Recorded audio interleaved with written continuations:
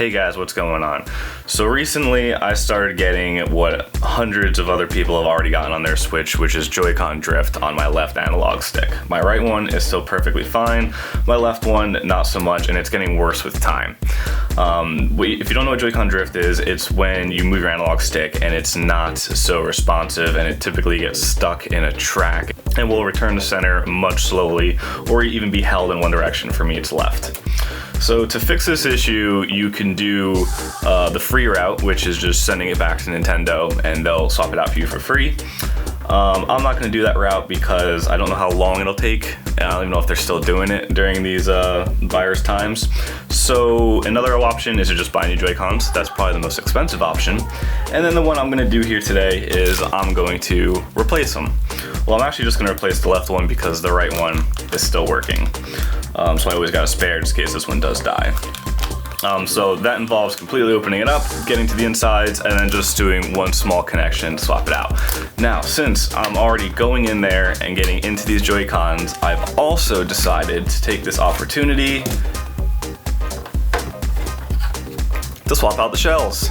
I bought these sweet smoke transparent Joy-Cons. They also came with different colored buttons for the A, B, X, Y, and the direction pad. I'm not sure if I'm going to use those yet. I might just want the black look, but I'll probably see what they look like. Okay, we're going to start on the left Joy-Con because that is one that we actually have to do the replacing of. We will eventually have to get to the right one just to do the shell part. So the first thing we're going to do is we're going to remove these 4 screws on the back.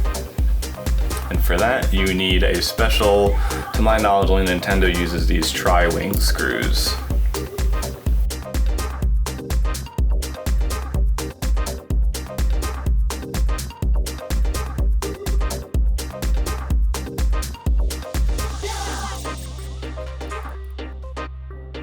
Okay, so now that we have all 4 screws out, this back plastic shell should just separate with a little bit of prying with your fingernails, but there will be one cable still attached, so you gotta do it carefully. 2 ribbon cables attached. Alright, next up we're gonna get this battery out of here, and for this I recommend a small pry tool to get under it just right in here. And then just separate the glue, and then get your fingers in there.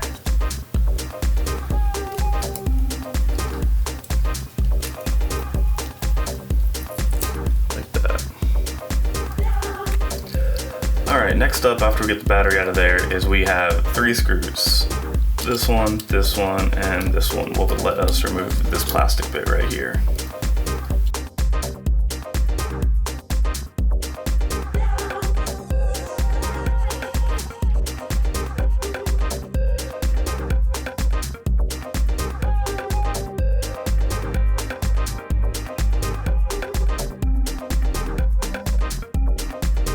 Alright, and then next up we have 5 different tiny connectors that then need to be removed. One right here, there, and then down here. And then here is the guy that we're replacing, our analog stick. So, almost there.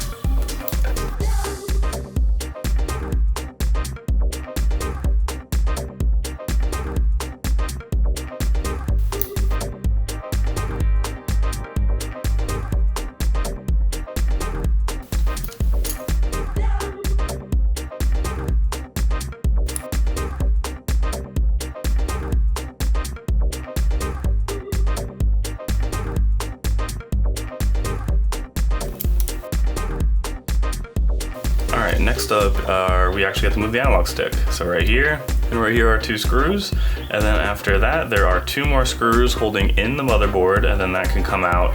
This little piece down here will come with it, and then we have more screws up here to finish off, and then we're down to the buttons.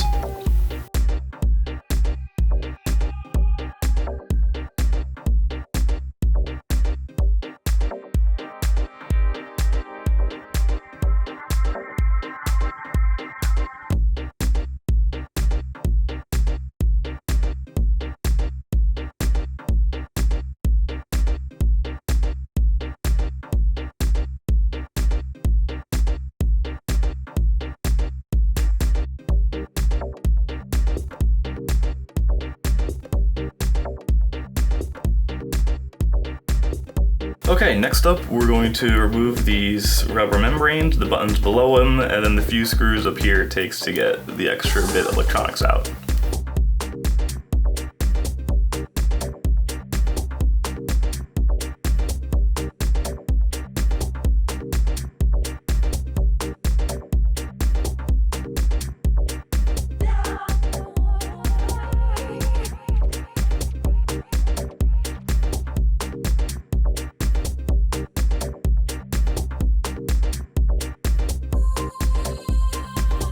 Alright, and there's our hollow shell. And here is our new replacement shell that we're going to use. It feels like it'll be good enough quality. It has more of a glossy texture to it than the matte one that it comes with default, so I still think it'll feel good, but only time will tell. So we have all three bits, even the middle bit to put the board on, so this thing will end up looking pretty damn see-through. So I'm gonna go ahead and do those steps in reverse and show you when I put in the new analog stick, and then show you what it looks like when it's done. All right, I went ahead and I attached the left back trigger on the left Joy-Con. This was extremely tricky. You have the balance, two springs. I did it off camera so I can get my full attention on it, but there's two little pegs that the two springs sit on. Then you have to balance pressure on those two, while then in here there are two little clips that the actual trigger itself pinches into. So you have to hold the springs in place while also muscling it into that switch, but once it's in, it works just fine. Next, I think we're going to get this guy out of the way and just attach it to the back piece and then set that aside.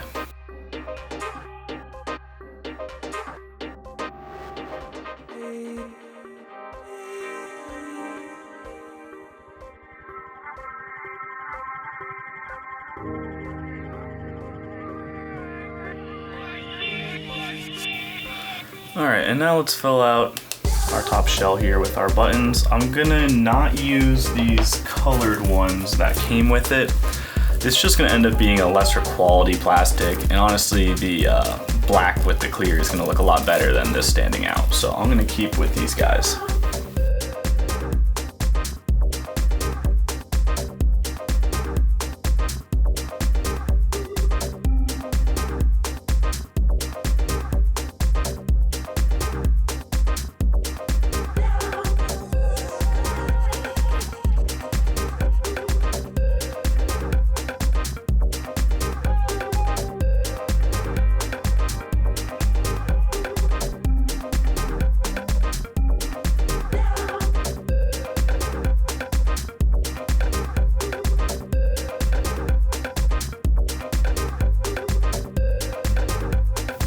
And then we're gonna put two small silver screws here and down here.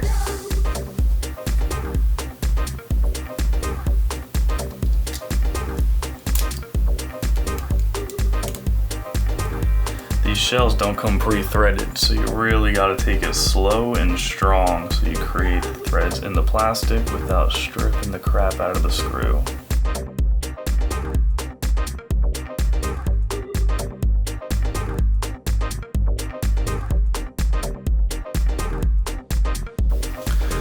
Alright, there we go. All buttons maintain their clickiness.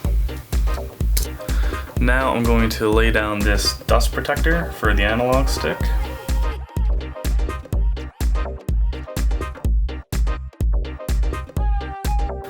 Okay, and then it's finally time that we grab our replacement analog stick. It looks absolutely identical to the one that I'm replacing, with the exception that this right here is green and the one I took out is blue. So do with that what you will. Let's pop this guy in.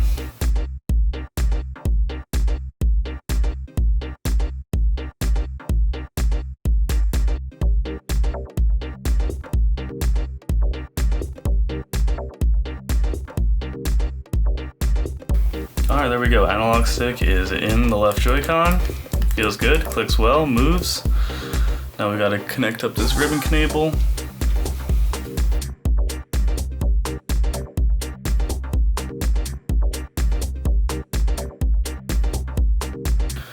Alright, and there we go. It's difficult because it doesn't go in all the way.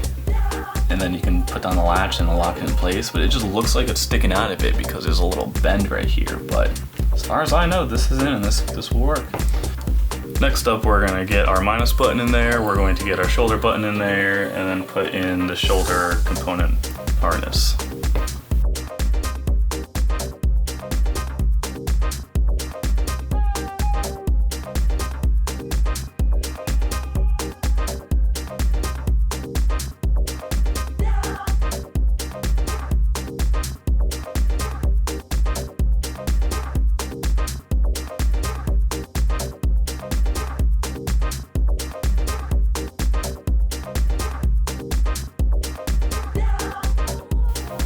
Alright, now we're going to take this guy right here and we're going to plug him into his spot on the motherboard right down in here. This one should be probably one of the easiest ones there are to do.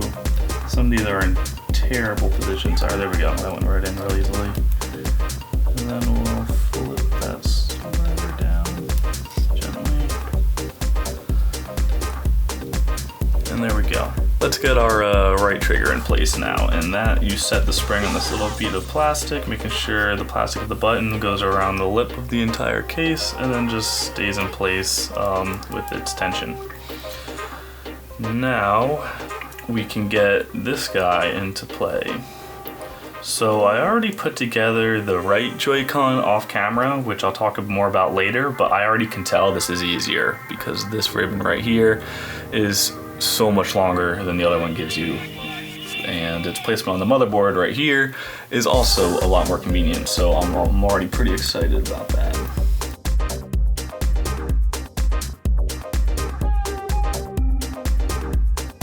Wow, I can't even tell you how much time that last one took me for that one to go in like that. That's outstanding. Before we screw this middle bit of plastic in place, whoops, sorry, I'll take care of that in a second. We're going to attach the rails, which are 2 ribbon cables that go respectively there and there. There.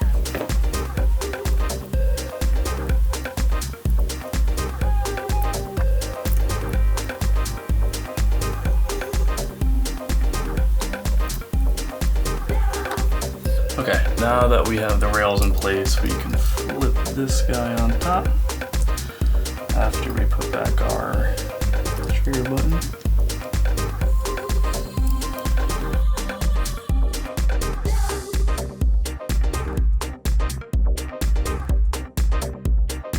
Just like that. And then we gotta do a screw here and a screw here.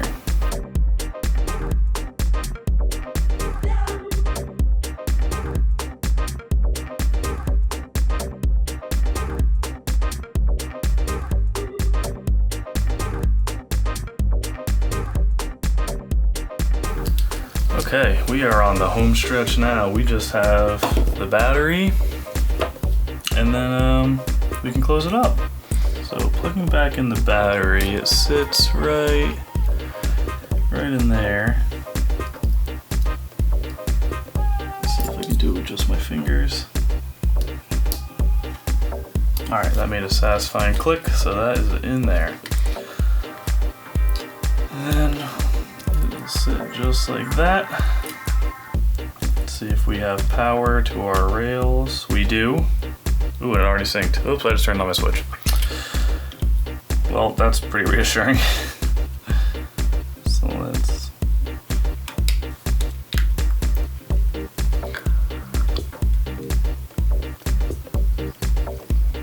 Okay, now it is shut all the way around. And look at that. Look at that. Very pleased. Alright, now that I know there is good power going to it, I'm going to screw it up.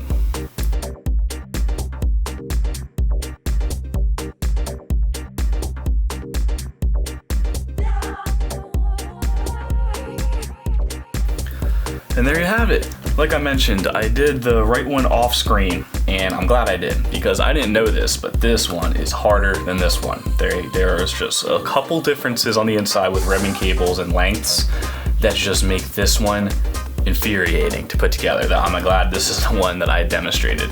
And now I guess it's time to figure out if they work. They both have power. I got my switch right here, and let's see if I did this.